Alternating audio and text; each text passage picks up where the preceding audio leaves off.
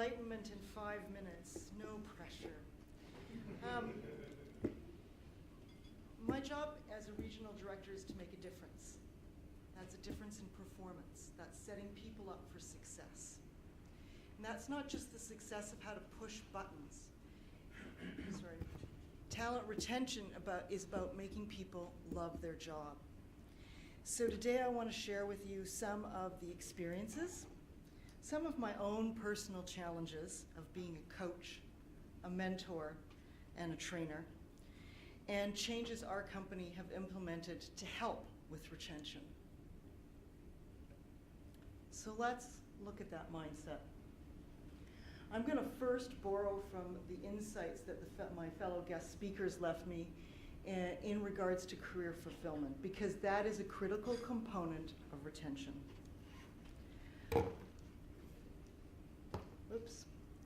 I'm going to go back and tell you a true story. The lovely picture on the right is a reunion dinner of me and some revenue managers. It happens to be 3 of 6 revenue managers I have trained for one hotel. So that's what happens when you get it wrong. My wall of shame. Take a couple of hours that you list there for your accounts, add a $100 consultant fee in simple math, $38,000 US dollars.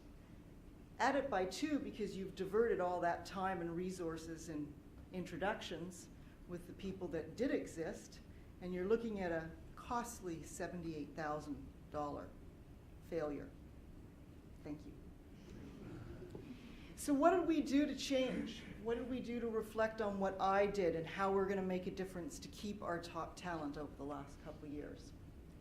It came from a strategic senior leadership focus, and it was a significant investment. And you're going to notice of all those people, process, and all these great words, you're going to notice the one in the center that talks about culture. And you've heard it from the beginning of the starting point of this morning, and you're going to hear it continually. What I want to talk to you about in regards to talent retention is leveraging off what we've heard in the millennials and my own experiences. The benchmark strengths are critical, and clearly defined benefits of what makes you a great place to work. We have to start with one clear fundamental.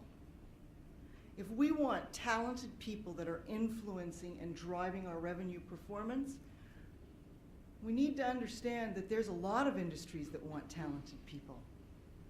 And so we need to customize to that. If you want a little report writer that's going to crunch numbers and do Excel spreadsheets, you're not going to go from good to great. We need to recognize those roles and reflect it. So I want to take a look at talent retention here. Here's 2 very interesting, familiar situations. On the left, you see a familiar story of someone who entered food and beverage, went on to be a talented and director of ops, who's now a general manager. On the right, you see the message clearly defined by 4 seasons to the millennium. The path is not linear.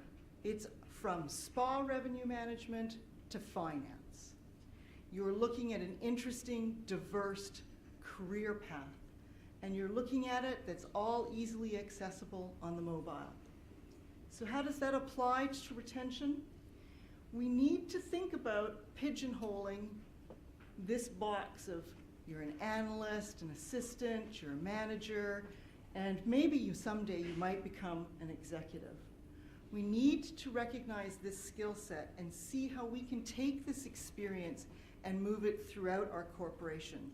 Why do we continually see food and beverage moving up into general managers and not directors of revenue? So that speaks to how our company took a look at doing one thing. Lots on the checklist, there always is. We took a simple thing that we all do, our revenue management meeting every week. Some people call it yield, we used to call it Rev Max, maximization, and we defined a refresh and a reboot. It helped every single one of the decision makers. Someone earlier today talked about how we're all revenue managers, like we're all salespeople. And we made sure those teams all understood what revenue management was, that they came to the table as participants, not death by PowerPoint, which might happen today. And it also focused on integration of making sure it was collaborative. The ideas were revenue generating. But beyond the speak in the lip service, it was prioritization, execution, and ROI. And this is critical for leaders today. And the reason why it sets the tone is not only from your education and the programs that you drive on that growth, but it's how you deliver it.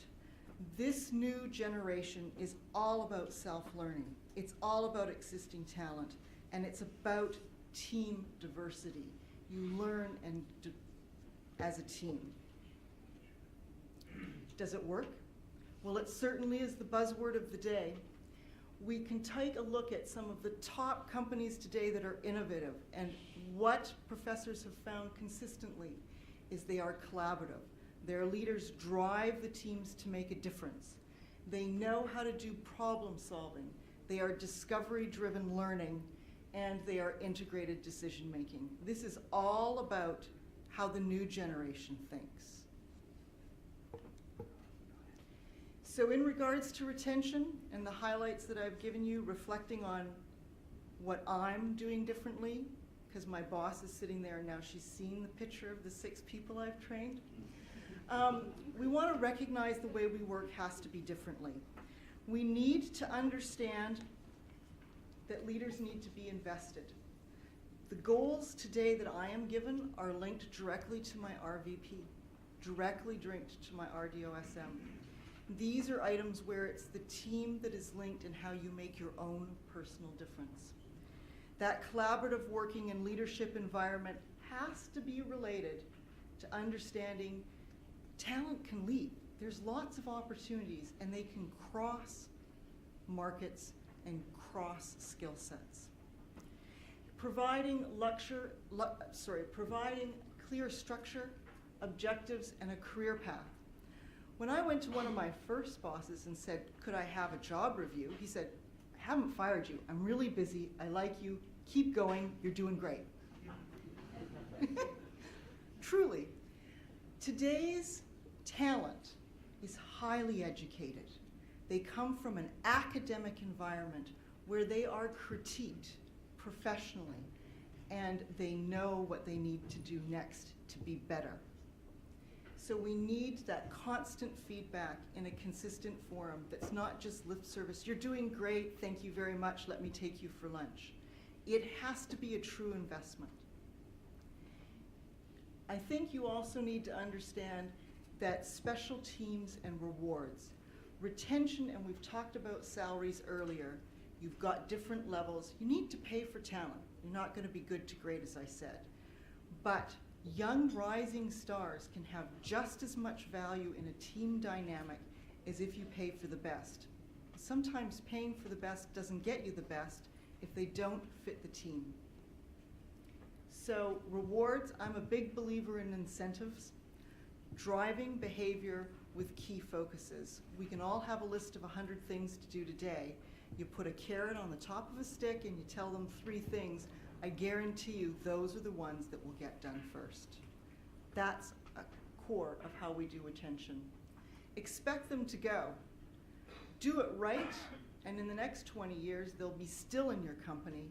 They'll have gone through 10 to 15 different careers in your company, and you can leverage that knowledge. Do it wrong, and they're someplace else. So those are some key lessons learned from my wall of shame in my picture of how retention can be done brilliant at the basics. Whether you're a company of 25 with 80 hotel rooms, or whether you're 1,250 rooms. Thank you.